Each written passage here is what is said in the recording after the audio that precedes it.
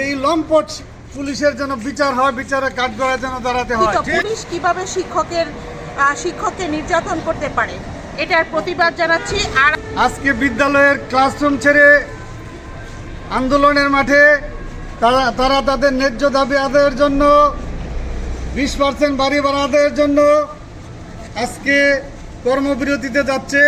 বিশেষ করে অত্যন্ত দুঃখজনক ঘটনা, পুলিশ কর্তৃক শিক্ষকদের যে নির্যাতন করা হয়েছে, আমি আমাদের শিক্ষক সমাজের পক্ষ থেকে জোর দাবি করব এই লম্পট পুলিশের জন্য বিচার হয়, বিচারে কাঠগড়ায় যেন দাঁড়াতে হয়। ধন্যবাদ সবাইকে। আমাদের সহকর্মীকে সুন্দর কথা বলেছেন। আমরা মাঠে নেমেছি, বাংলাদেশের 5 লক্ষ শিক্ষকের পক্ষে আমরা আছি।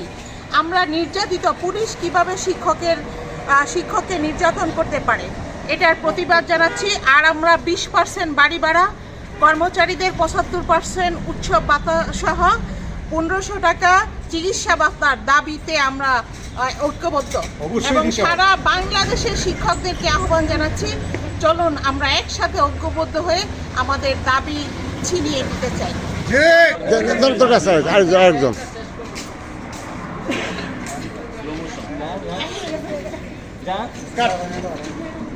কৃষ্ণ গোবিন্দ গুপ্ত স্কুল অ্যান্ড কলেজের পক্ষ থেকে কর্মবিরতিতে যাচ্ছি।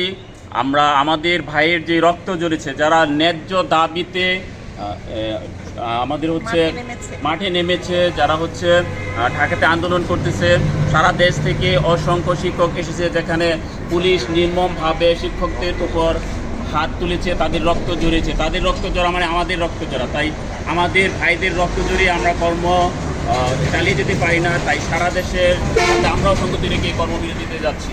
ধন্যবাদ সবাইকে। দৈনিক আজকের বাংলা .net